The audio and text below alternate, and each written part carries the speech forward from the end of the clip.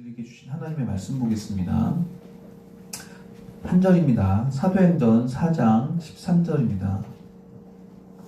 저희는 언제나 짧죠? 사도행전 4장 13절 함께 읽도록 하겠습니다. 그들이 베드로와 요한이 담대하게 말함을 보고 그들을 본래 학문 없는 범인으로 알았다가 이상히 여기며 또 전에 예수와 함께 있던 줄도 알고. 아멘. 오늘 이 말씀을 가지고 제목이 좀 사람이 어떻게 변하니라는 제목으로, 옛날에 어떤 대사였는데 사랑이 어떻게 변하니라고, 그거를 좀 갖고 왔습니다. 이 오늘 본문 내용은 베드로와 이제 요한이 딱 그 공회 앞에 잡혀간 겁니다. 왜 잡혀갔냐면 사도행전이니까 배경은 어느 정도 아시죠? 예수님이 죽으시고 부활하시고 승천하시고 난 후에 제자들이 변하는 거죠. 어떻게 변했냐면 도망갔던 사람들이 12제자 다 도망갔죠. 그 중에 한 명은 배신했죠. 그렇게 보잘것도 없는 사람들이 무엇에 홀렸는지, 무엇에 휩싸여졌는지 우리는 알죠. 성령이라는 거죠. 마가의 다락방에서 정말 성령을 받아서 변하기 시작하죠. 사람 변하는데 어떻게 변합니까? 설교를 하는데 5,000명이 회심합니다. 병을 고치는데 낫습니다. 그런 기적이 일어나는 거죠. 사람이 변했어요. 근데 어떻게 변했나는 거예요. 그래서 오늘 제목이 사람이 어떻게 변하니. 그래서 잡혀온 겁니다. 너 왜 그런 메시지 전하냐? 너 왜 죽은 자가 살아났다고 왜 그런 걸로 살아서 사람들을 힘들게 하느냐, 어지럽게 하느냐 라고 지금 공회에서 이야기하는 거예요. 그래서 오늘 본문은 그들이 베드로와 요한이 담대하게 말하는 거 보고 처음에 범인인 줄 알았는데, 그냥 평범한 사람인 줄 알았는데, 그런 사람들이 아니구나 라면서 그걸 느끼는 거죠. 왜 느꼈을까요? 담대히 말하니까. 그리고 그 안에 어떤 강한 단단한 무언가 있으니까 사람이 뭐였구나? 달라졌구나. 그때 도망갔던 그 12놈이 아니구나. 그것을 안 거죠. 더 이상 그 안에 예수님이 있고 성령님이 있으니까 단단해진 거죠. 그래도 너 무슨 권위로 이렇게 얘기하냐? 이렇게 물어봤어요. 근데 그 당시 문헌을 찾아보니까 당시 그 제사장들이 그 사람들 공에 세워놨을 거 아니에요? 우리도 뭐 교회가 이제 세습 때문에 좀 골머리를 앓고 있잖아요. 요즘 이제 세습 안 하려고 많이 이제 교회 자정정이 조금씩 있지만, 물론 뒤편으로 하는 사람도 있겠지만 그 당시 세습은 더 심했어요. 이 당시 한 30명 정도에서 한 32명 정도가 이제 제사장직을 이제 하는데 4가문이 같이 해요. 가문 4개가 한 8명, 제사장 8명, 혹은 뭐 7명, 혹은 3명, 4명 이런 식으로 해서 한 32명 정도가 나눠서 하고 있는 그런 상황인 거예요. 세습이죠. 그리고 이거 왜 해요? 제사장직을 왜 해요? 알죠? 정치 그리고 경제적인 우리 어른들만의 세계, 그 메커니즘이 있죠. 그것 때문에 계속해서 뭐 하는 거예요? 세습을 하는 거죠. 내 가문이요. 그래서 훌륭하고 똘똘하다. 쟤 좀 하면 잘할 것 같은데, 그런 애들 뭐예요? 자기 가문에 입양시켜버리죠. 그래서 자기 가문을 계속해서 곤고히 하는 거죠. 단단하게 하는 거죠. 그렇게 해서 심지어 자기 때 인물이 좀 부족하면 입양까지 해서라도 어떻게든 자기 가문을 이어가는 거예요. 그런 존재들이 이렇게 말하는 겁니다. 그 공회에 서서 너 무슨 권위로 얘기하는 거냐? 그 사람들 우리 되물어야 됩니다. 너는 그럼 무슨 권위로 제사장직 하고 맞아 있는 거냐? 돈 때문에 세습하면서 마치 네가 하나님을 믿는 것 마냥 그렇게 정말 베드로와 요한은 하나님께 사로잡혀서, 예수님께 사로잡혀서 정말 담대하게 말하는데, 정말 너희들은 무슨 권위로 제사장직을 겸임하는 거냐? 정말 부끄러운 거죠. 자기가 자기 얼굴에 침을 뱉는 거죠. 자기들은 어떻게든 세습해가면서 그 경제적인 어떤 이권을 계속해서 이어가려고 애쓰면서, 정작 남이 진짜 하나님의 얘기를 하니까 너 무슨 권위로 이야기를 하는 거냐는 거죠. 그게 뭐예요? 그 권위가 보이겠어요? 안 보이죠. 하나님의 권위가 절대 안 보입니다. 왜요? 돈의 권위에 사로잡혀 있기 때문에 그렇습니다. 우리가 어떤 권위에 사로잡혀 있거나 갖고 있으면 다른 거는 안 보여요. 내가 돈을 꾹 잡고 있는데 하나님이 잡혀질까요? 한 손으로만 잡겠어요, 돈을? 두 손으로 잡겠죠. 절대 하나님을 잡을 수 없습니다. 근데 우리 이런 지저분한 사람들 얘기는 별로 안 궁금하잖아요. 우리가 궁금한 건 뭐예요? 베드로가 어떻게 변했지? 요한이 어떻게 담대하게 그 자리에 섰지? 와, 멋있다. 멋있죠. 정말 멋있는 겁니다. 이거 지나고 나서 자기가 채찍을 스스로 맞겠다 그래요. 나 때려라. 기쁨으로 맞아요. 그리고 다시 나가서 나는 뭐 할 거다? 나는 또 얘기할 거다. 그리고 어떻게 해요? 둘은 죽는 거예요. 요한은 안 죽었죠. 베드로는 그래서 죽은 거예요. 십자가에 거꾸로 매달렸어요.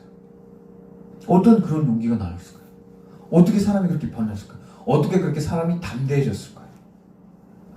왜 물리적인 공포와 압박과 경제적인 압박이 있는데 거기서 담대해지는 거예요. 그게 없는 게 아니라요. 경제적인 어려움이 없었을까요? 물리적인 압박이 없었을까요? 그 사람 찌르면, 베드로는 성령 받으면 칼에 찔리면 피가 안 나나요? 아니요, 나요. 근데 그게 초월되는 거예요. 아픈데 그냥 품고 가는 거예요. 요게 우린 신기한 거죠. 어떻게 세습하느냐가 아니라 와, 어떻게 성령받, 어떻게 그것이 이어질까라는 거죠. 물리학에는 퀀텀 점프라는 게 있습니다.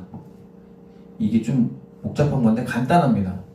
퀀텀 점프라는 게 그냥 이렇게 쭉 갔다가 계단식으로 빡 뛰는 겁니다. 이렇게. 이걸 설명을 좀 하면 어떤 일이 연속적으로 조금씩 발전하는 것이 아니라 계단을 뛰어오르듯이 다음 단계로 올라가는 걸 말하는 겁니다.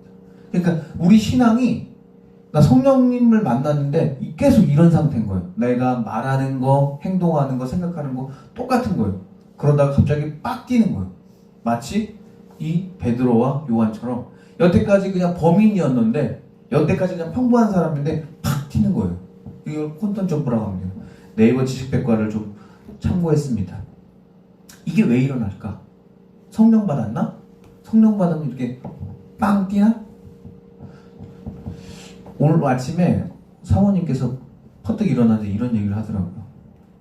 누가 돈이 없으면 그 돈 벌면 되고 그리고 누가 게으르면은 성실하게 살면 되고 막 그렇게 얘기를 하더라고요. 다 팩트 폭력을 맞았다고 막 그렇게 얘기를 하더라고요.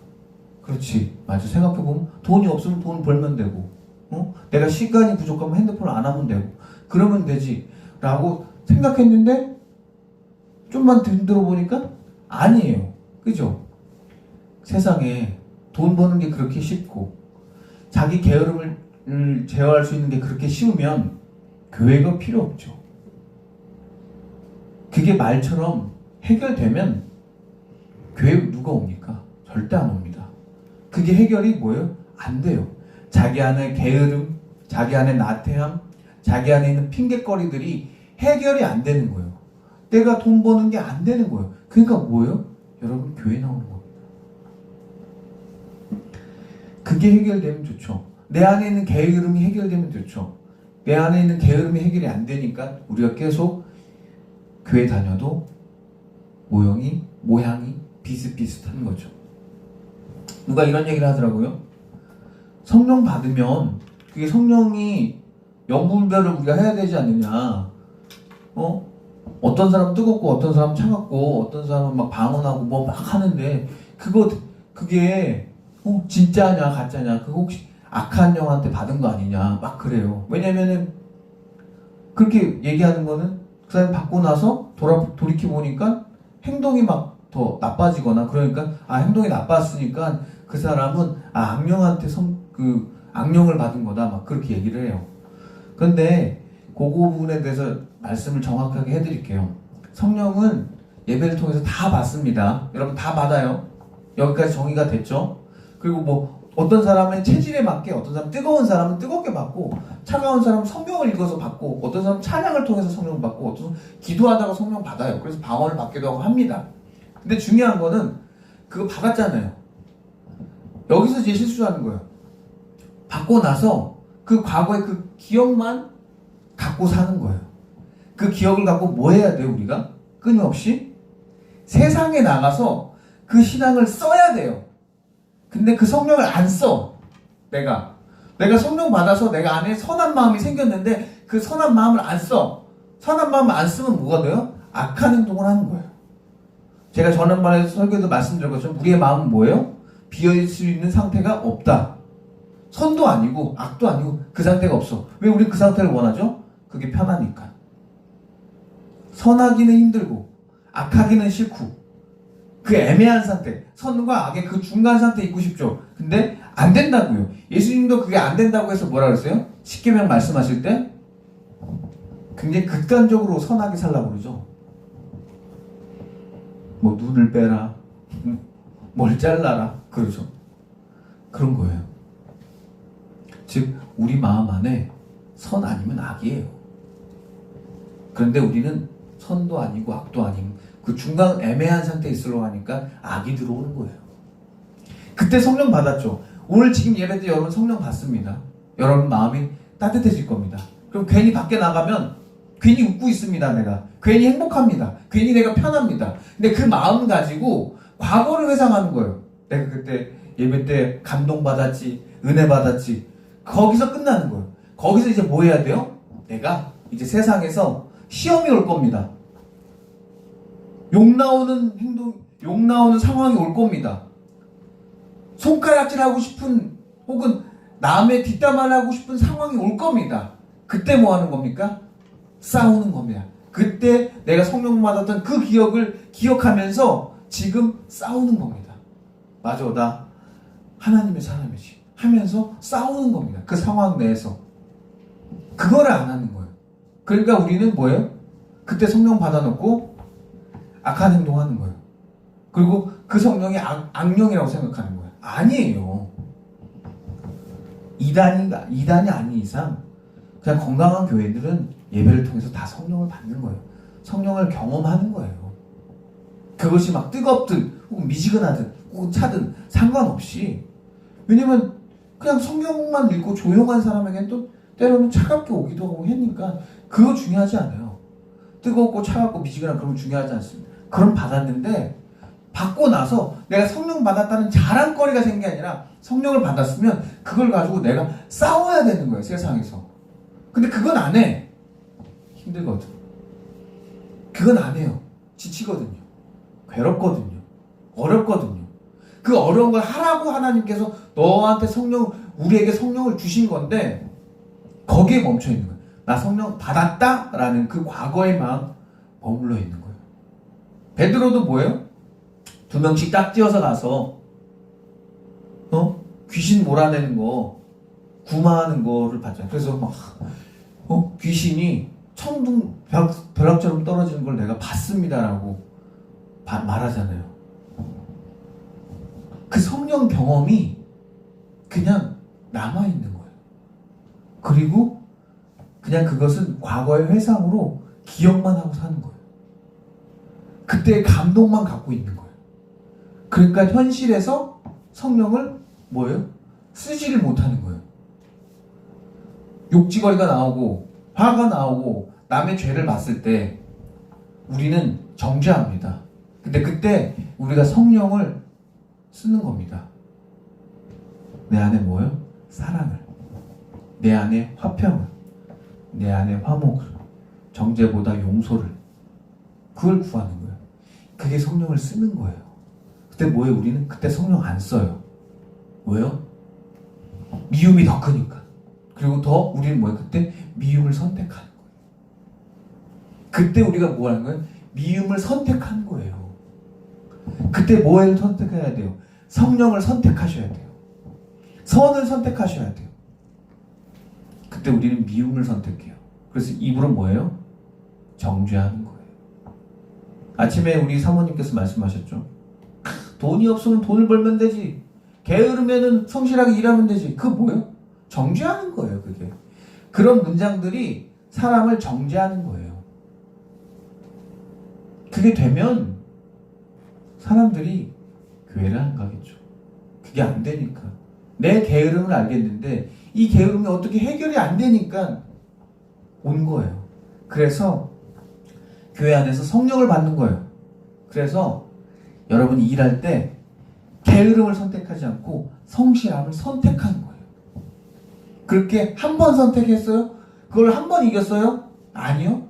2번 이기셔야 돼요. 3번 이기시고 70번씩 7번 이기셔야 돼요.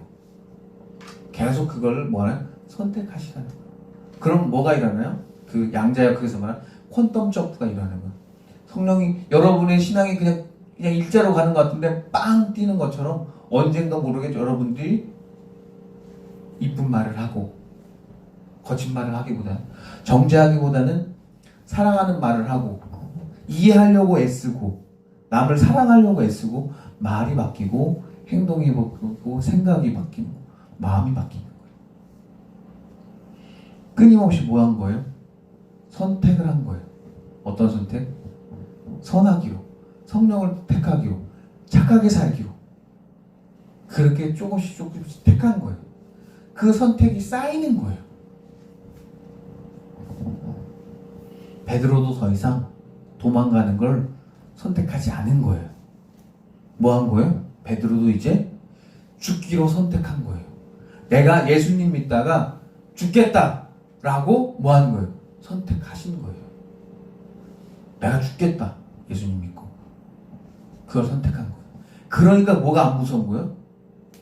너희들 세습한 너희들 그 큰 제사장들 하나도 안 무서운 거예요. 너희들의 권위, 너희들은 없어. 하지만 나는 있어가 되는 거예요.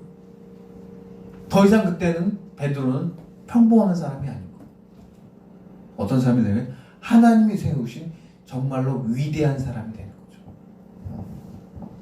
우리는 이런 사람 되고 싶어요. 근데 그 과정 가운데 선택을 함에 있어서 우리가 피해봐야 하는 것들은 너무 뭐예요? 아까워요. 그런 선택을 했더니 돈을 많이 못 벌어요. 그런 선택을 했더니 내가 남들한테 욕먹어요. 그런 선택을 했더니 내가 부끄러움 당해요. 그런 건 싫은 거예요. 그래서 뭐예요? 우리는 자꾸 성령을 선택하기보다는 악한 걸 선택해요. 그리고 악한 걸 선택하고 나서 우린 뭐예요? 과거에 받았던 성령이 뭐라고? 그건 악령이었나 봐. 이러고 자빠져 있는 거예요. 그러지 마세요, 여러분. 그거는 성령을 모독하는 거예요. 여러분 이 교회에서 이 예배당에서 여러분이 성령을 받았다면 여러분이 가서 이 세상에 나가서 내가 왜 나는 선한 행동이 안 나오지? 나는 똑바로 안 하지? 난 왜 못하지? 내가 그때 받았던 게 악령이어보다 그러고 있는 거예요, 여러분. 얼마나 웃기겠어요. 본인이 선택은 뭐 했는데? 희생하는 거, 부끄러움 당하는 거, 육체의 괴로움 당하는 거, 그런 거 하기 싫으니까 악한 거 선택해 놓고서는 남을 정죄하는 거, 남을 위하는 거, 편한 것, 선보다는 악이 더 편하니까 그런 거 선택하고 나선 돌아와서는 교회를 욕하는 거예요. 돌아와서는 그때 있었던 그 경험을 거짓이라고 말하는 거예요. 아닙니다. 마가의 다락방에서 성령 받았는데 예수님을 만났는데 베드로가 그게 가짜입니까? 베드로가 이후에 여기 말고 바울 서신에 또 실수를 한 게 나와요. 그러면 그가 과거에 받았던 그 경험들은 가짜입니까? 마가의 다락방의 체험이 가짜입니까? 진짜라고요. 그건 진짜인데 그가 세상에 살면서 자꾸 뭘 선택해요? 악한 걸 자꾸 택하는 거예요. 세상 권세 무서워하는 거야. 자꾸 그걸 택하니까 베드로가 받았던 그 마가에 대한 그 체험이 초라해지는 거예요. 여러분, 이 예배당에서 여러분이 말씀드리는 걸 통해서 여러분 성령 받았을 줄 믿습니다. 근데 그 성령이 초라해지고 그 성령이 힘이 잃어버린 거는 여러분 세상 나가서 다시 악을 선택하면 초라해지는 겁니다. 그냥 편한 걸 선택하면 여러분의 성령이 되게 우스워지는 겁니다. 힘이 없어지고요. 나약해지는 겁니다.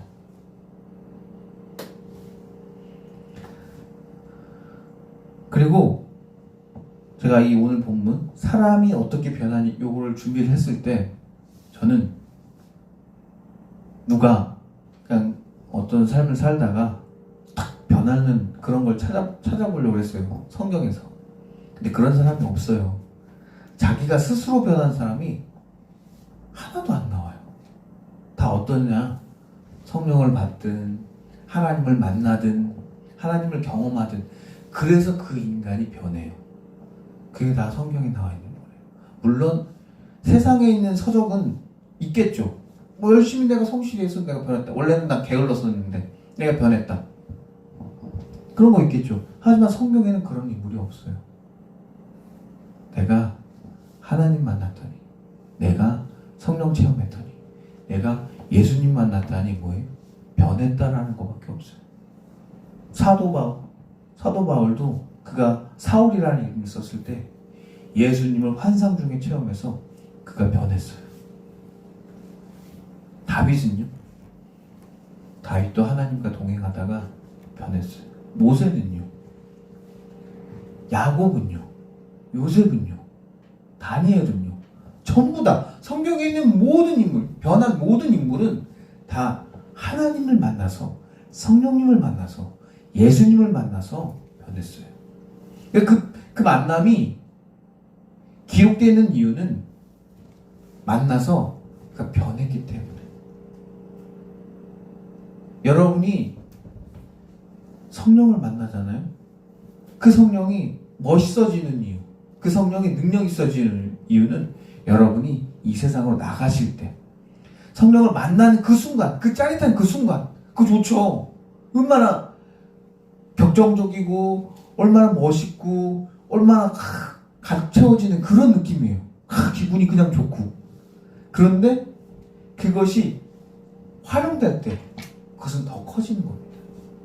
세상으로 나가서 내가 좀 악한 사람 만나고 간사한 사람 만나고 좀 야비한 사람 만났을 때도 우리는 그때도 성령님을 택하는 거예요. 그래서 뭐 하는 거예요? 그들을 품어주는 거예요. 그 뭐예요? 성령님이 그게 활용되는 거예요. 우리는 마음만 먹으면 돼요. 마음만 먹으면 돼요. 하나님, 제가 성령대로 살고 싶습니다. 하나님, 제가 하나님 뜻대로 살고 싶습니다. 이 약한 사람, 이 야비한 사람, 이 얄미운 사람, 이 못된 사람 벌 주고 싶어요 라고 할 때 그런 말 하기 전에 성령님을 택해보는 거예요. 그래서 품어지는 거예요. 그렇게 사람이 변하는 거예요. 사람은 절대 자기 스스로 안 변하더라고요. 사람은 그냥 그 습관대로 살더라고요.